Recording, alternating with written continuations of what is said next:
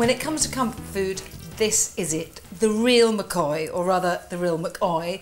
It's a chicken soup, Jewish penicillin, soother of life, restorative broth, feet, very important part. This is a boiling chicken. It looks scraggy, but there is so much more flavour in it. All I've done with this is boil it, some salted water, for about 2.5 hours with carrots, onion, not even peeled, bay leaves, celery, parsley stalks and some peppercorns. What I like is to have this very clear soup and in it some dumplings, not any old dumplings, knedlach.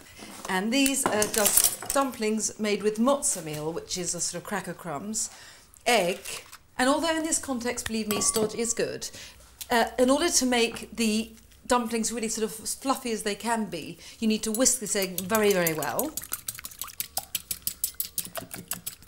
And next comes crucial ingredient, schmaltz. Now, schmaltz is just chicken fat. Otherwise, you can use goose fat. Really, if you're not going to go on either of those ones, it should be margarine. I prefer butter, which is absolutely in conflict with every Jewish dietary law, so it's up to you. But a couple of tablespoonfuls of the soup stock or water, I mean, whatever. Salt and pepper. And then 100 grams of mozza meal, which you just whisk in. Now, you want this mixture to be firm enough to make little dumplings out of, but just with a bit of stickiness so that they're going to be lighter. They need to be in the fridge for half an hour to an hour to firm up. And this is about the right texture here. So just stick these in the fridge, and in half an hour we can make our knedlach.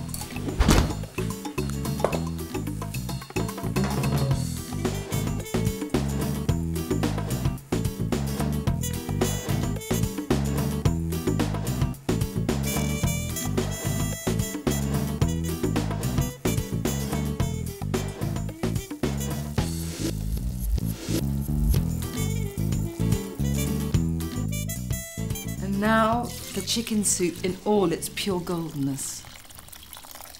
Now, I'm sieving it through some kitchen towel just to remove any excess fat. What you can do, and I tend to do normally, is just cook it the day before and then put it in the fridge, and you just kind of skim off the fat because it solidifies on top. There were some scientific tests of chicken soup recently which showed that it actually did possess anti-inflammatory and antibacterial properties, although I do have to say that the true believers, and I mean that in the culinary rather than devotional sense, need no outside corroboration. You just have to taste this, even just look at it to know that it's going to do you good. Now for my little dumplings, or not so little, the knedlach do swell as they cook, and they've had about 20 minutes simmering in salted water. They float to the surface when they're cooked in any way. They start looking kind of fluffier and just ready to be eaten. Look at these little babies going in. Oh. If you wanted not to bother with the knedlach bit, just put in some cooked noodles or rice. Oh, this is it. Now look at this, golden ladleful.